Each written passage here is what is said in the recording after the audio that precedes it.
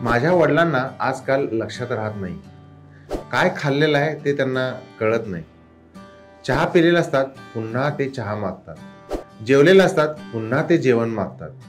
तर असं का होऊ शकतं? नमस्कार, मी डॉक्टर चंद्रशेखर अळिंगे. मी सायकॅट्रिस्ट म्हणजे मनोविकार तज्ञ आहे. ही सर्व लक्षणं डिमेन्शियाची म्हणजे स्मृतिभ्रंशाची असू शकतात. तर डिमेन्शिया म्हणजे काय? तर हा एक न्यूरो डिजनरेटिव्ह डिसऑर्डर आहे. म्हणजे मेंदूची झीज झाल्यानंतर ही लक्षणं दिसू शकतात. याला स्मृतिभ्रंशाचा आजार आपण म्हणू शकतो. यामध्ये कॉमन लक्षणं जी दिसतात ते पेशंटला आजकाल लक्षात राहत नाही अशी तक्रार असते. म्हणजे काय होतं, तो म्हणतो की मी चहा पिलेला असतो पण पुन्हा चहा मागतो. जेवण दिलेलं असतं, मला पुन्हा जेवण द्या म्हणतात. घरच्या नातेवाईकांची नावं ते ओळखू शकत नाहीत, म्हणजे त्यांना आठवत पण नाही. चष्मा कुठं ठेवलेला आहे, पेन कुठं ठेवलेला आहे हे त्यांच्या लक्षात येत नाही. बाहेर गेलेले असतात तर ते घरचा रस्ता विसरतात. चप्पल घेऊन गेलेले असतात, घालून गेलेले असतात, ते पुन्हा त्यांना तेच योग्य चप्पल ते घालून येत नाही. घरामध्येच ते बाथरूममध्ये गेले असेल तर पुन्हा त्यांचा बेडरूमचा दरवाजा त्यांना आठवत नाही. पूजेचं म्हणजे जिथं देवघर आहे तिथं पर्यंत जाऊ शकतात, पुन्हा ते जागेवर येऊ शकत नाही.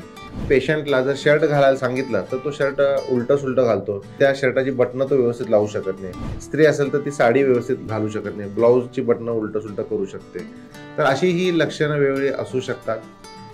तर ही जी लक्षणं आहेत ही स्मृतिभ्रंशाची किंवा डिमेन्शियाची असू शकतात. लवकर जर डिटेक्ट झालं तर वेळीच याला आपण कंट्रोल करू शकतो. जर आपण कंट्रोल केलं नाही हा आजार तर सिव्हिअर स्टेजमध्ये जाऊ शकतो. या स्टेजमध्ये पेशंटला नातेवाईक अजिबातच ओळखत नाहीत. हळूहळू पेशंट कपड्यामध्ये लघवी करणे, संडास करणे अशी लक्षणं दिसायला लागतात. काही पेशंटमध्ये संशयाचा आजार दिसतो. मानसिक लक्षणं पण दिसतात. म्हणजे कोणतरी दोन लोक बोलत असेल तर ते माझ्याबद्दल बोलतात, त्यांना चांगलं बघवत नाही, मग ते बडबड करतात, पुटपुट करतात, शिवीगाळ करतात. अशी पण लक्षणंही दिसू शकतात.